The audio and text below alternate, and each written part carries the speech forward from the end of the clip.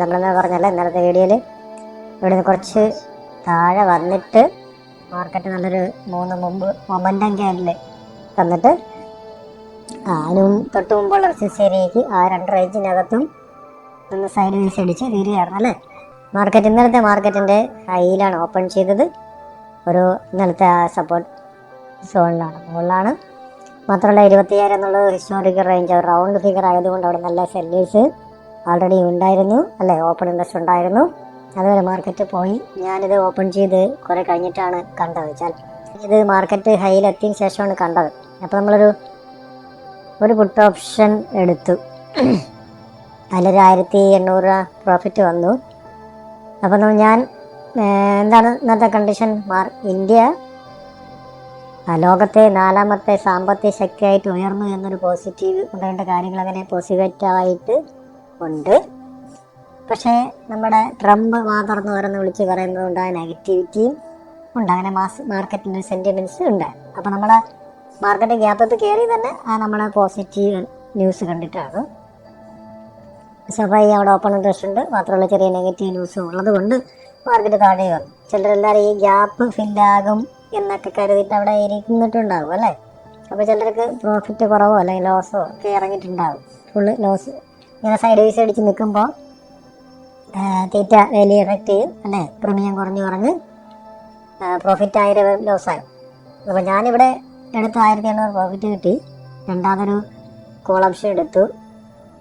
അതിൽ രണ്ടാം കൂടെ ഇത് ഹൈ പോയിട്ട് താഴെ വന്നില്ലേ. അപ്പോൾ ഞാനത് ഇറങ്ങിയല്ലോ, ലോസ് ബുക്ക് ചെയ്തു, ചെറിയ ലോസ്. അങ്ങനെ 1,026 പ്രോഫിറ്റ് 2 ട്രേഡിങ്ങുമായിട്ട് ഉണ്ടായിരുന്നു. സെയിം എസൻസ് ഏരിയയിൽ വന്നപ്പോൾ ഞാനൊരു പുട്ട് ഓപ്ഷൻ എടുത്തു. താഴെ ഇറങ്ങിയിട്ട് വീണ്ടും കയറി പോയി ശേഷമാണ് കണ്ടത്. ഞാൻ അവിടെ നിന്നത് SL ബുക്ക് ചെയ്തു. അത് കഴിഞ്ഞിട്ട് ഇവിടെ നല്ലൊരു ബൈയിങ് ഓപ്പർച്യൂണിറ്റി വന്നു. നമ്മളത് ഓപ്പൺ ഇൻട്രസ്റ്റോ സെല്ലേഴ്സ് അവിടെ ഉണ്ടോ എന്നുള്ളതൊക്കെ കാര്യമാണ്. പക്ഷെ നമുക്കൊരു സ്ട്രക്ചർ വന്നു കഴിഞ്ഞാൽ പിന്നെ നമ്മളവിടെ എൻട്രി എടുക്കുക എന്നുള്ളതാണ്. പോകുന്നതൊക്കെ നമ്മൾ SL വെച്ച് കഴിഞ്ഞാൽ പിന്നെ അവിടെ നമ്മളൊരു പ്രോസസ്സാണ് അല്ലേ. ഇത് ഒരു പ്രോസസ്സാണ് ചെയ്യുന്നത്. പ്രോഫിറ്റ് അല്ലെങ്കിൽ ലോസ് എന്നുള്ളത് പിന്നെയുള്ള കാര്യം. ഓക്കെ, മാർക്കറ്റ് ഇത് ബ്രേക്ക് ചെയ്ത് പോകുമോ എന്നുള്ളതും പിന്നെയുള്ള കാര്യം. അപ്പോൾ നമ്മളിവിടെ നിന്ന് 2 എടുത്തു, എടുത്തു. പിന്നെ വൈകുന്നേരം വരെ ഇട്ടിരുന്നു.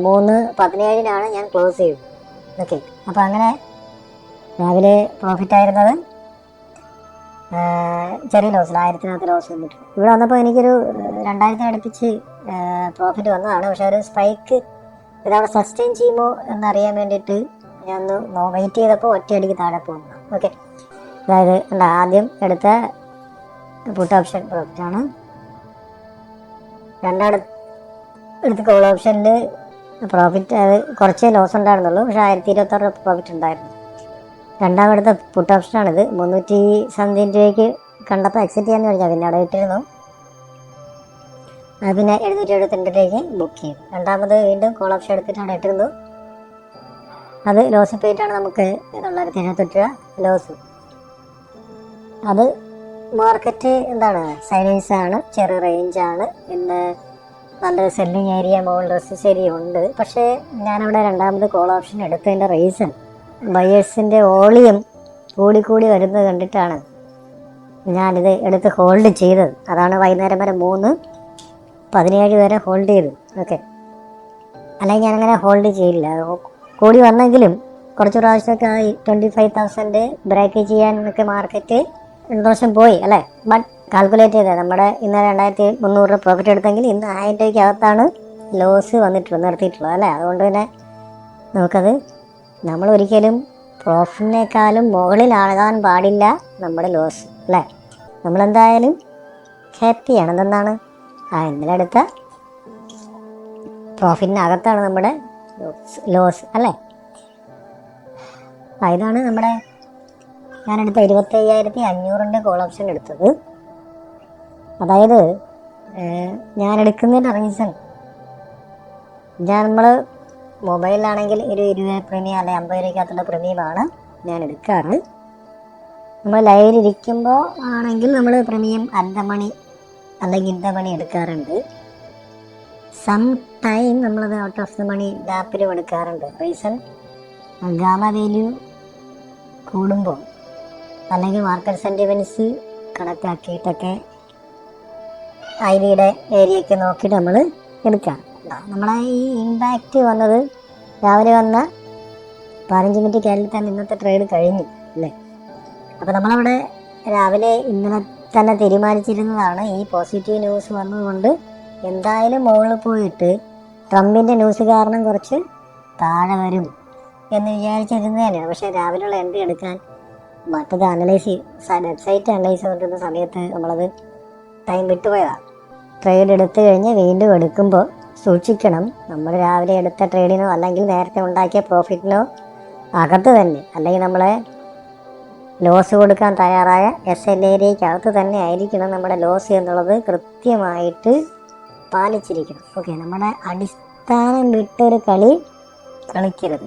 ഓക്കെ, എങ്ങനെ വന്നാലും നമ്മുടെ അടിസ്ഥാന ബേസിക് വിട്ടുള്ളൊരു കളി കളിക്കരുത്. ഏത് മാർക്കറ്റ് ആയിക്കോട്ടെ, സൈഡ് വൈസ് ആയിക്കോട്ടെ, ട്രെൻഡി ആയിക്കോട്ടെ, ഏത് സ്ട്രാറ്റജി ആയിക്കോട്ടെ, നമ്മൾ നമ്മുടെ ആ ഒരു ബേസിക് മാർക്കറ്റിൻ്റെ റൂൾസ് ഉണ്ടല്ലേ, ആ റൂൾസ് വിട്ട് കളിക്കരുത്. എന്താണ് rules? Money management, risk reward, position size, ഇത് തന്നെയാണ്.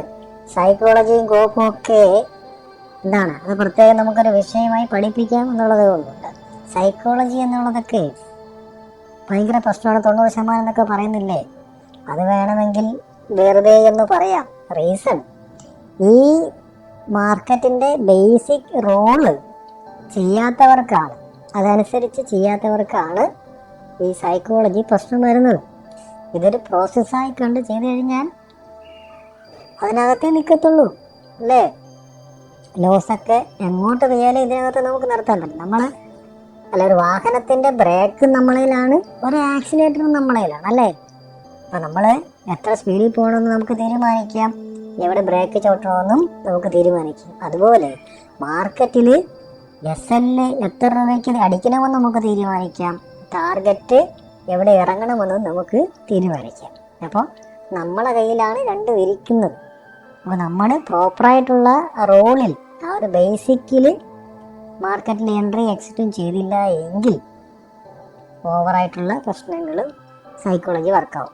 നമ്മൾ പ്രോസസ്സായി കണ്ടുകൊണ്ട് അതിൻ്റെ ബേസിക് റോളിൽ മാത്രം നിന്നുകൊണ്ട് ചെയ്തു കഴിഞ്ഞാൽ അവിടെ സൈക്കോളജി എന്നൊരു പ്രശ്നമേ അവിടെ ഇല്ല. Okay, thank you.